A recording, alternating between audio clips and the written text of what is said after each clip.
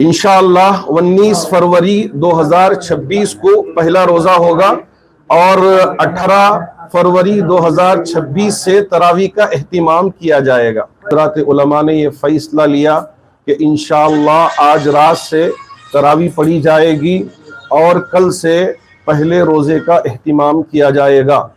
मैं तमाम अहबाब से गुजारिश करना चाहूँगा कि आप अहबाब यानी रोज़े रखने का भी एहतिमाम करें, तरावी पढ़ने का भी एहतिमाम करें और मुक़द्दस महीने का तक़द्दुस बाकी रख कर एहतराम करते हुए रमज़ानुल मुबारक को बेहतर तरीक़े से गुजारने की कोशिश करें।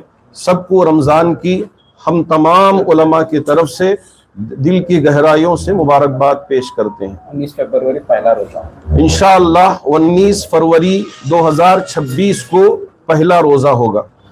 इंशाअल्लाह 19 फरवरी 2026 को पहला रोज़ा होगा और 18 फरवरी 2026 से तरावी का एहतिमाम किया जाएगा।